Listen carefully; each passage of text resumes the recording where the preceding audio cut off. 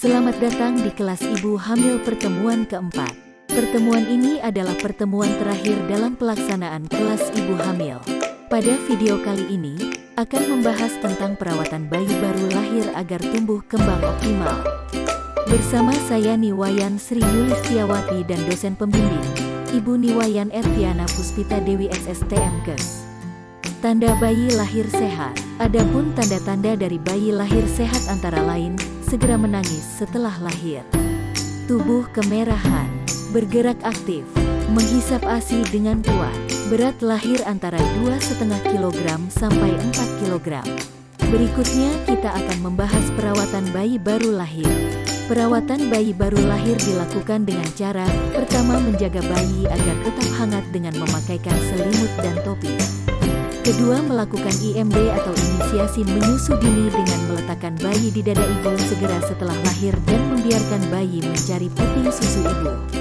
Ketiga, pemberian salep mata antibiotik pada kedua mata untuk mencegah dan mengobati infeksi pada mata setelah melewati jalan lahir.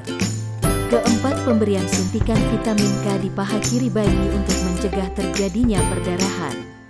Kelima, perawatan tali pusat bertujuan untuk mencegah infeksi dan agar tali pusat cepat pupus atau lepas. Keenam, pemberian imunisasi hepatitis B untuk mencegah penyakit hepatitis. Pelayanan kesehatan neonatus, usia 6 jam sampai 28 hari.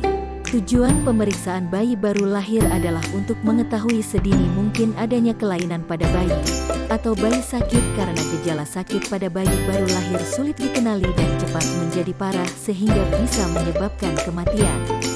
Pemeriksaan kesehatan bayi baru lahir disebut sebagai kunjungan neonatus atau disingkat dengan KN, dengan waktu pemeriksaan sebagai berikut: KN1 pada hari pertama sampai kedua setelah lahir atau 6 sampai 48 jam.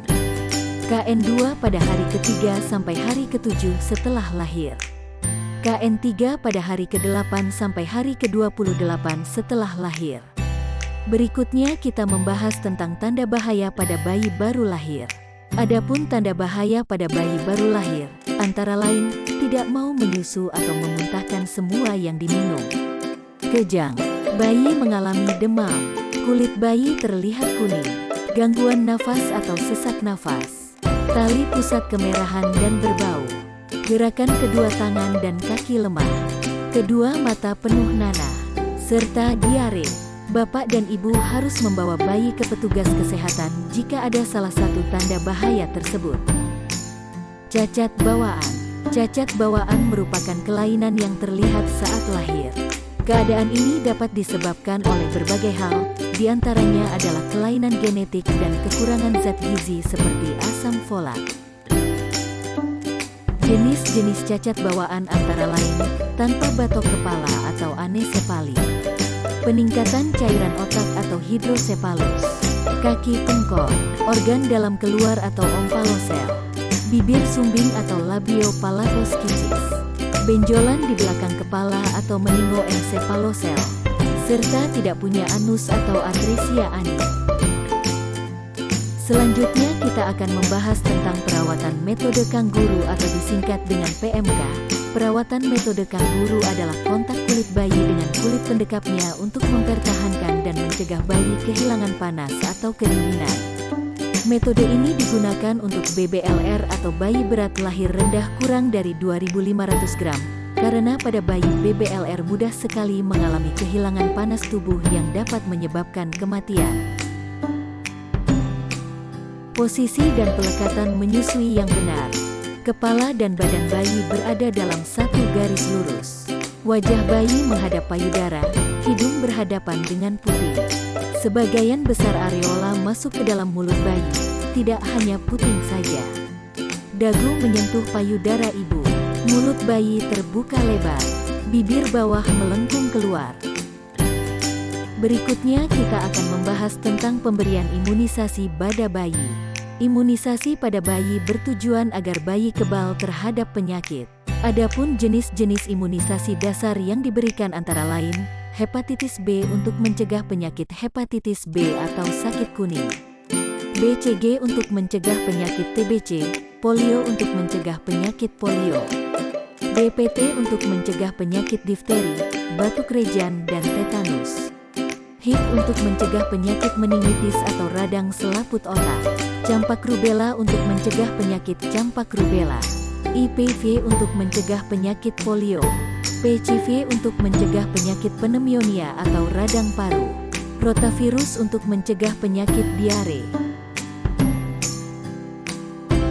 Jadwal imunisasi. Adapun jadwal imunisasi pada bayi antara lain, usia 0-24 jam mendapatkan imunisasi HB0, usia 1 bulan mendapatkan imunisasi BCG dan polio 1, usia 2 bulan mendapatkan imunisasi DPT, HB, HIP1, OPV2, PCV1, rotavirus 1, usia 3 bulan mendapatkan imunisasi DPT, HB, HIP2, OPV3, PCV2 dan rotavirus 2, usia 4 bulan mendapatkan imunisasi DPT, HB, HIP3, OPV4, IPV1 dan rotavirus 3, usia 9 bulan mendapatkan imunisasi campak rubella 1 dan IPV2, usia 10 bulan mendapatkan imunisasi JE atau Japanese encephalitis, usia 12 bulan mendapatkan imunisasi PCV3, usia 18 bulan mendapatkan imunisasi DPT,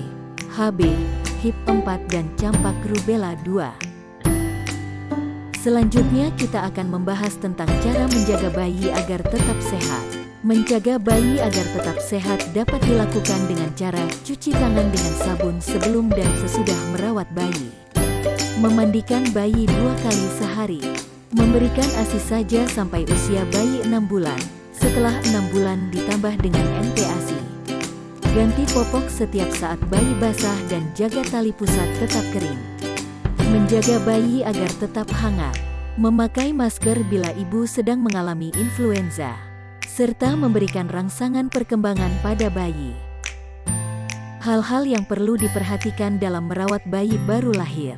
Hal-hal yang harus diperhatikan dalam merawat bayi baru lahir antara lain adalah hindarkan bayi dari asap dapur dan asap bakaran lainnya. Hindarkan bayi dari asap rokok. Jangan mengobati sendiri bila bayi sakit. Hindarkan bayi dari orang sakit. Jangan membubuhkan ramuan atau apapun pada tali pusat. Jangan bersentuhan dengan bayi sebelum mencuci tangan pakai sabun dan air bersih mengalir. Mitos bayi baru lahir. Banyak mitos pada bayi baru lahir yang beredar di masyarakat. Di antaranya adalah mengoleskan madu di bibir bayi supaya bibir bayi kemerahan. Hal ini salah. Justru madu berbahaya bagi bayi karena mengandung bakteri Botulinus bacillus yang dapat membahayakan kesehatan bayi. Madu baru dapat diberikan anak-anak yang berumur lebih dari 1 tahun. Selain itu ada mitos yang mengatakan bahwa memandikan bayi dengan air hangat akan membuat bayi lemas. Hal tersebut salah. Justru memandikan bayi dengan air hangat akan mencegah terjadinya kehilangan panas badan bayi yang akan berakibat buruk pada kesehatan bayi. Berikutnya membahas tentang akte kelahiran. Akte kelahiran adalah dokumen resmi berupa pencatatan kelahiran seorang anak yang mendapatkan pengakuan resmi dari orang tua dan negara.